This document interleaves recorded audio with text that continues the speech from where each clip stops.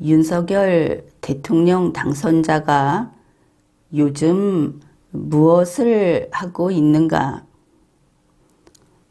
뉴스를 보면은 그는 아직도 선거운동을 계속하고 있는 것처럼 그렇게 보입니다. 최근에 보면은 시장을 방문하고 그리고 소방관을 위로한다고 하면서 역시 또 식당에 가서 무엇인가를 먹고 있는 그런 모습이 나오고 있습니다. 남대문 시장에 가서 갈비탕을 먹는다. 그게 약속이었다고 합시다. 그것은 국민과 약속을 이행하는 것입니까? 아니면 시장 상인 혹은 시장에 있는 몇 사람과 약속을 이행하는 것입니까?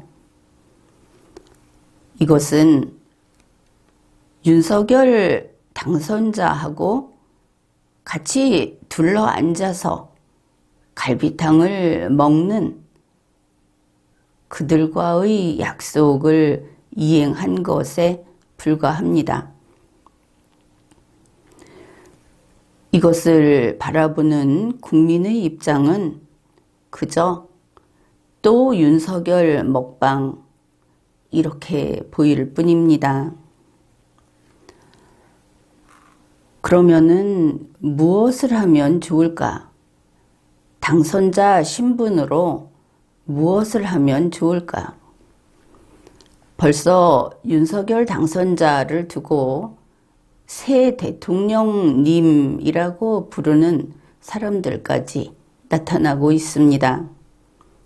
언제부터 대통령이 님자를 붙이는 존재였는지, 또 그렇게 지금 윤석열을 비판하면 팔을 걷어붙이고 나서서 윤석열을 대신해서 예를 들어 나에게 덤벼드는 그런 당신들, 보기에 상당히 우습다 하는 것을 아는지 모르는지 궁금합니다. 윤석열은 김건희 씨의 남편일 뿐입니다. 지금 당선자라고 하는 것은 단지 경호를 하기 위해서 붙여준 데에 불과하고, 물론 장차 대통령 취임을 할 것이다, 이변이 없는 한 그런 위치에 있기 때문에 그는 대통령으로서 해서는 안 될 짓은 지금도 해서는 안 되는 그런 의무를 지고 있는 그런 개인입니다. 따라서 윤석열 씨가 지금 관공서나 건설 현장을 미래의 대통령으로서 방문을 하면 어떻게 될 것인가? 그것은 당연히 보기에 좋지 않습니다. 왜냐하면 윤석열은 대통령이 아니기 때문입니다. 이것은 대단히 중요한 부분입니다. 당선자라고 하는 개인은 지금은 대중의 눈앞에서 사라져 있는 것이, 웬만하면 기자들이 쫓아다니지만 본인이 될 수 있으면 그런 카메라로부터 멀리 떨어져 있는 것이 가장 바람직합니다. 뉴스를 타서 좋을 일은 없다 하는 것입니다. 그러면 지금은 당선자와 관련해서 어떤 뉴스가 나와야 하는가? 그것은 인수위원장이 그 주인공이 되어야 하는 겁니다. 인수위원회에서 오늘은 무엇을 어떻게 했다, 무엇을 했다, 이런 쓸만한 뉴스를 이런 식으로 내보내야 하는 겁니다. 그렇다면 윤석열 당선자는 무엇을 해야 하는가? 정치인 개인이 할 수 있는 일 가운데 이왕이면 지금부터 취임을 하고 그 임기를 다 할 때까지 지금은 유일하게 무엇인가 정치적인 의미가 있는 일을 할 수 있는 시기다. 이것을 놓치면 안 되는 겁니다. 물론 지금 하는 활동은 개인 활동이기 때문에 부부가 같이 다녀도 그래도 괜찮습니다. 그래서 지금과 같을 때 의미 있고 그리고 나중에 시간이 흐른 후에 뒤돌아보았을 때 대한민국의 헌정사에서 이런 일도 있었지 하는 그런 기억할 만한 일을 하나쯤 하는 게 좋겠다. 그게 바로 신안섬에 가라 하는 것입니다. 대한민국 신안섬은 부끄럽게도 21세기에 아직도 염전 노예가 있고 인신 매매가 이루어지고 있는 장소입니다. 그래서 한 3주 정도 충분한 시간을 들여서 윤석열 당선자가 신안섬의 모든 염전을 샅샅이 방문하는 거, 이거 아주 기념비적인 일이 될 것이다. 그렇게 보는 것입니다. 정말 그런가? 함께 이야기를 해봅시다. 현재 전라남도 신안군의 염전 노동자, 그들의 인권 침해 사항이 굉장히 심각합니다. 신안섬 염전 노예에 대해서 2022년 2월에 미국 국무부에 보고서가 제출되기에 이른 그런 심각한 문제다 하는 것입니다. 3월 15일 SBS의 끝까지 판다라는 데서 이 문제를 지적을 했는데 여기에 대해서는 여러 방송사에서 추적 취재를 했고 지금도 여전히 관심을 보이고 있습니다. SBS에 따르면 이런 내용들을 알 수 있습니다. 그러니까 이 전남의 염전에서 지금도 노동 착취가 끊이지 않고 있다. 실제로 거기에서 탈출을 해서 그 탈출이 실패로 돌아가지 않고 구출이 된 그런 염전 노동자가 이런 말을 했습니다. 일을 못한다고 소금 삽으로 때리고 주먹으로 때리고 그렇게 맞았다. 또 언제 때릴지 모르니까 항상 불안한 마음으로 일을 했다. 그런데 이 염전 노동자의 그 통장, 그거를 염전 주인이 관리를 하고 벌써 10년 동안 일을 했는데 통장에 돈이 거의 없었다고 합니다.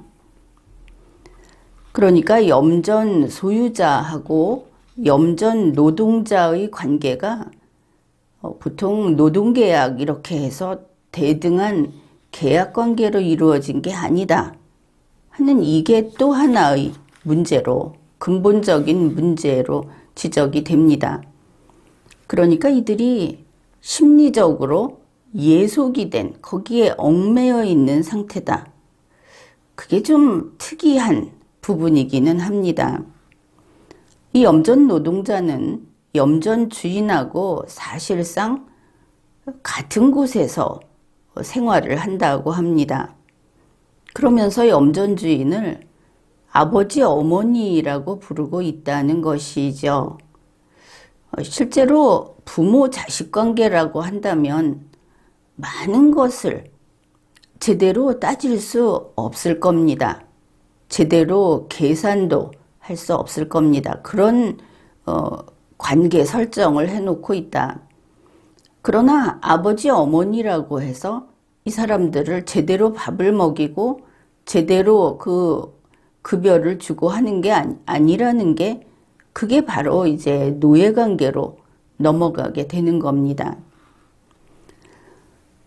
그리고 이들 중에 그 지적인 능력이 정상보다 좀 낮은 그런 경우에 특히 이렇게 그 매여 있는 정도가 심해지는 것을 알 수 있습니다.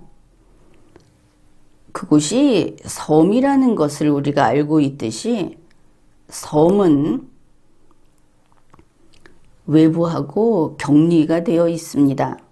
밖으로 출입이 자유롭지도 않고, 그래서 이렇게 좁은 지역에 오랜 기간 묶여 있다 보면 그 지역 사람들만의 공동체가 형성된 그 속에서 있다 보면 항상 감시당하는 그런 불안에 시달리면서 계속 이 상태에서 벗어나지 못하고 그런 삶을 10년씩 이렇게 긴 기간 계속해 온 것을 알 수 있습니다.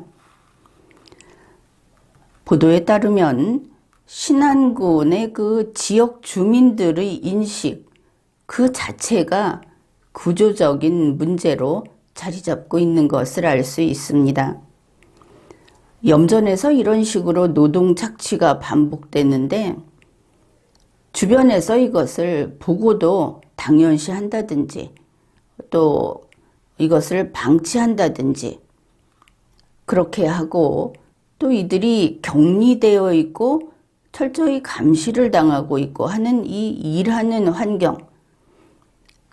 환경이 곧 주거 환경인데 그것 자체가 이들의 그 노예 상태를 계속 유지되게 만드는 이런 구조적인 문제가 있다. 그런데 더 놀라운 것은 신안군의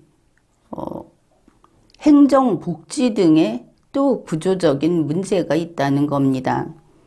이런 일이 있으면 국가기관이 행정청이 이들을 지키고 보호해 줄 것이라고 우리 국민은 당연히 생각을 하는데 그렇지 않다는 것입니다. 언론에서 지적하기는 아예 복지 체계가 제대로 작동이 안 되고 있다. 이들에게는 오히려 염전 주인이 위에 있지 국가기관이 위에 있는 게 아니다. 이들이 혹시 자기들이 뭔가 억울하다고 이야기를 하면 염전 주인에게 가서 호소를 하라고 떠미는 이런 상황이 반복되고 있다. 그러니까 철저히 염전 노동자는 특수계급으로서 격리되어 있다는 것을 알 수 있습니다. 이 복지체계가 작동하지 않는다 하는 것이 이제 그것 때문에 염전에서 탈출을 하더라도 그 다음에는 갈 곳이 없기 때문에 스스로 다시 염전으로 돌아가고 이렇게 된다. 그런 이야기를 합니다. 보도에 따르면 이런 겁니다. 염전 피해자들 중에 자기에게 이 장애가 있는데 장애인 등록을 스스로 할 능력이 없거나 또 가족들이 이걸 도와줄 수 없거나 해서 그 장애인 등록을 못한 사람들이 많다고 합니다. 그런데 전라남도에서 이들에게 장애가 있다는 것을 조사를 해놓고도 쉼터에 입소하는 것을 장애인 등록이 안 돼 있으면 거부하는 완전히 나쁜 의미에서 닭이 먼저냐 달걀이 먼저냐 하면서 이들이 계속 소외되는 이런 구조로 되어 있다 하는 겁니다. 그래서 이러한 이들이 탈출을 하더라도 보호받고 또 자립할 수 있는 이런 구조를 받지 못하는 장애인 복지 전달 체계, 이것을 대폭 개선하지 않는 한 이들이 어떻게 피해를 받는지 말하는 것도 그것도 눈치를 보고 제대로 못하고, 또 탈출을 했다가도 역시 생계가 전혀 그나마 먹고 살 수도 없고 잘 곳도 없고, 그래서 다시 염전으로 돌아가는 악순환이 계속된다는 것입니다. 이 신안섬의 염전 노예, 이것 때문에 대한민국이 국제사회에서 대한민국은 인신매매가 이루어지고 있는 나라다, 아직도 노예제도가 있는 나라다, 이렇게 지금 알려져 버렸습니다. 2022년 2월에 주한 미국 대사관 측에서 목포에 직접 내려가서 전라남도 수사기관 사람들을 만났다고 합니다. 그리고는 이게 예전에 한번 아주 크게 보도가 된 적이 있죠. 바로 2014년 염전노예 사건인데, 미국 대사관 측에서 그때의 염전노예 사건과 이번 사건이 어떻게 관련이 되고 있는지, 수사 상황은 어떤지, 그리고 관련 기관들, 행정청이나 여러 복지 관련 기관들, 이들이 이 문제를 어떻게 보고 어떻게 다루고 있는지 하는 것을 종합적으로 조사를 했습니다. 그리고 미국 대사관은 이 조사 내용을 보고서로 미국 국무부로 보냈다고 합니다. 현재 미국 국무부가 매년 6월에 발표하는 인신매매 보고서와 같은 또 다른 것들도 있겠지만, 그런 공식 문서에 대한민국에서의 그 염전노예, 인신매매, 이런 것들이 같이 발표가 될 수도 있다, 이런 상황입니다. 물론 여러분은 신안섬의 염전 노동자가 대우를 제대로 받지 못하고 또 장애가 있어서 자기 권리를 행사하지 못하고, 설령 그렇다 하더라도, 그런 악덕업주라고 하더라도 어째서 그것이 인신매매까지 가느냐, 이렇게 좀 의아해할지도 모르겠습니다. 이것은 현재 국제 기준에서 그러한 것은 인신매매로 다루고 있다 하는 것이 중요한 부분입니다. 우리나라가 2015년에 비준을 한 UN 인신매매 의정서라는 것이 있는데, 여기에서 지적 장애인이 좀 약점이 있죠. 자기 자신의 의사 표시를 한다든지 여러 가지 면에서. 그런데 그거를 이용하든지 아니면 선불금을 주는 방식으로 그 다음에 나갈 수 없게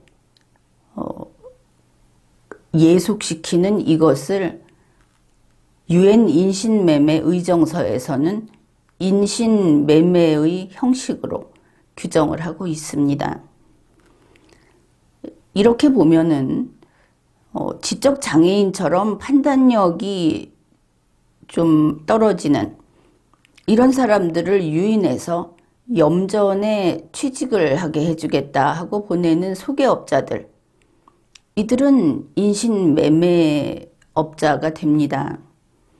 그리고 염전 노동자들의 그 임금을 착취하는 염전 주인들, 또 이것을 그냥 방관하고 있는 기업들, 지방자치단체, 이제 이것이 다 인신매매를 한 자로서 규정이 되고, 이 모두가 이것을 방관하는, 그리고 이들이 탈출하면 그것을 신고하고 하는 그 주민들도 사실은 여기에 가담을 하는 것이나 마찬가지인데 이들은 모두 사실상의 인신매매 카르텔이다. 이렇게 그 평가를 받는 것입니다. 그래서 현재 신안섬의 염전노예라고 하는 이 문제, 이것은 노예제도이고 인신매매의 형태로서 대한민국이 국제사회에 설 자리를 없애는, 그리고 우리가 인간 존엄성을 존중하는 자유민주주의 국가로서 반드시 근절해야 하는 그런 사회적 범죄, 집단적 범죄라고 할 수 있겠습니다. 그래서 윤석열 당선자가, 그 부부가 이 신안섬의 모든 염전을 샅샅이 걸어다니면서 탐방을 하는 것은 아주 의미심장하고 훌륭한 그런 활동이 될 것이다, 이렇게 보는 겁니다. 대통령 당선자 부부가 3주 정도 시간을 들여서 신안섬의 모든 염전을 하나도 빠뜨리지 말고 샅샅이 탐방을 하고 구석구석 다 훑어가는 겁니다. 물론 그동안에 신안섬의 특산물을 많이 살 수도 있고 실컷 먹을 수도 있을 겁니다. 염전 노동자, 그리고 염전 주인, 주민들, 또 행정관리들, 이런 사람들을 일일이 만나서 악수하고 그들의 이야기를 듣고 그렇게 해야 하는 것입니다.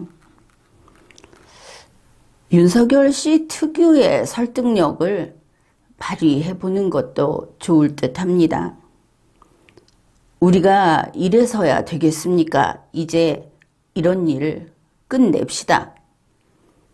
이런 윤석열의 설득력으로 신안섬 전체의 인식을 바꿔 놓는 것입니다. 좀 거창하게 이야기하면 이것은 대한민국에서 21세기에 노예제를 근절하는 일이다, 이렇게 말할 수 있겠습니다.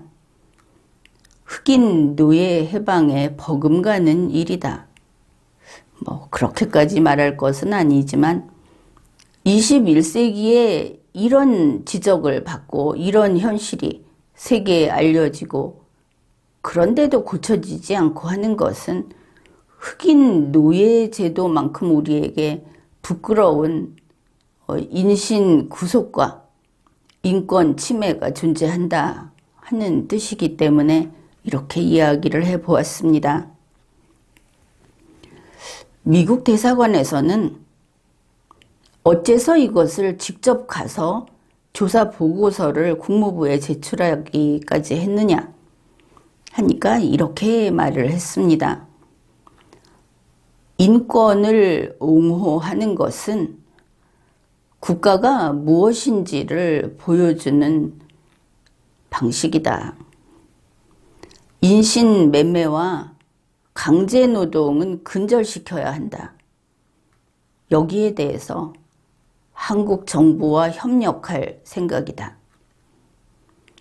그래서 이 신안섬의 염전 노예 문제, 이것은 윤석열 대통령 당선자가 당장 미국과 관련해서 부딪힐 현안이 될 것이다. 그런 면에서도 이런 활동, 신안으로 가라 하는 것은 의미가 있다고 봅니다.